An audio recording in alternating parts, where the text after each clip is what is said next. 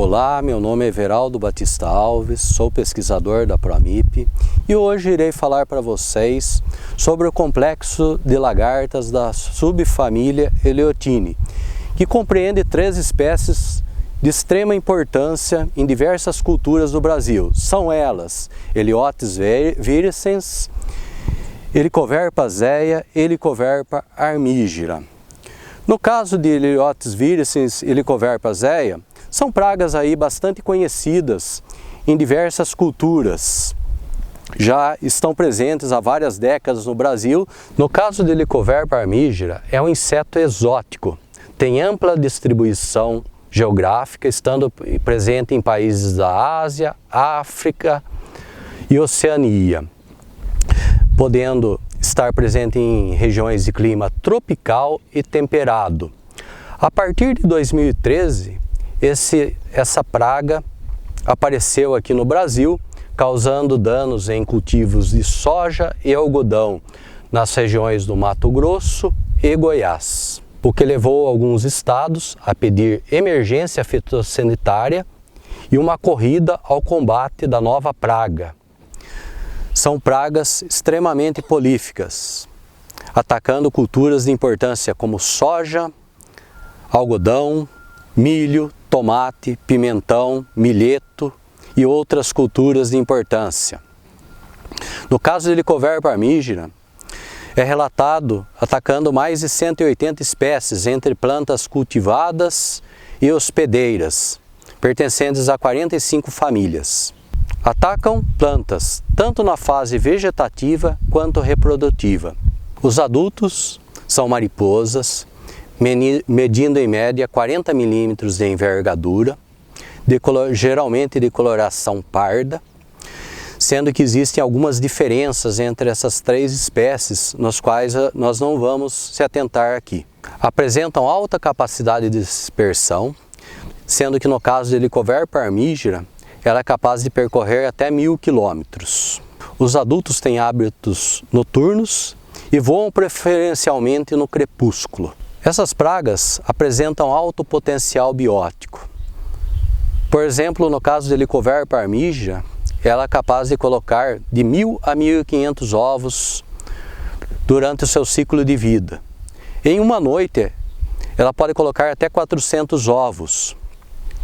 A postura é feita preferencialmente no terço superior das plantas, colocando de 1 a 3 ovos isoladamente em hastes, flores, frutos e caules. Para iniciar a oviposição, é necessário que ingiram néctar de flores. O período embrionário é em média de 3 a 4 dias. O estágio larval apresenta de 5 a 6 instares, podendo durar de 2 a 3 semanas. A identificação dessas 3 espécies tem sido difícil por parte dos produtores, devido às suas semelhanças. A separação de Eleotis virescens das espécies Helicoverpa armigera e Helicoverpa zeia é mais fácil que a diferenciação das duas últimas. Lagartas de Eleotis virescens diferenciam-se principalmente de Helicoverpa sp, por apresentarem tubérculos escuros com setas e pelos no primeiro, segundo e 8º segmento abdominal, enquanto lagartas do gênero Helicoverpa apresentam tubérculos escuros com setas e sem pelos.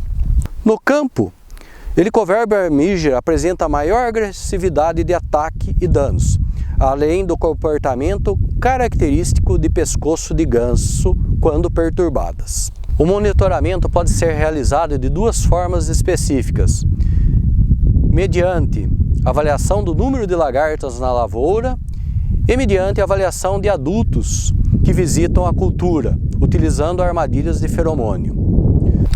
No caso da cultura da soja, o nível de ação é de 4 lagartas por pano de batida ou 30% de desfolha, sendo que quando o produtor optar pelo uso de produtos biológicos à base de Bacillus thuringiensis ou à base de vírus, As lagartas contabilizadas devem ser pequenas, ou seja, 4 lagartas pequenas por pano de batida.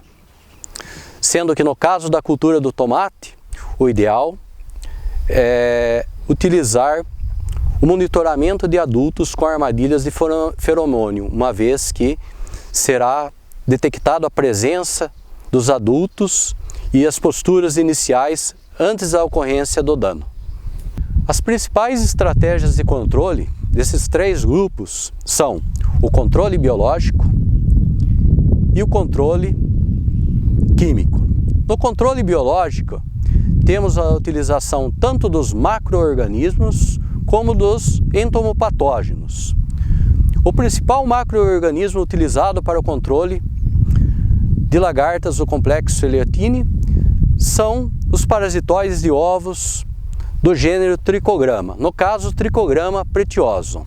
No caso dos entomopatógenos, atualmente temos uma série de produtos formulados à base de Bacillus thuringiensis e à base de vírus, os chamados vírus da poliedrose nuclear.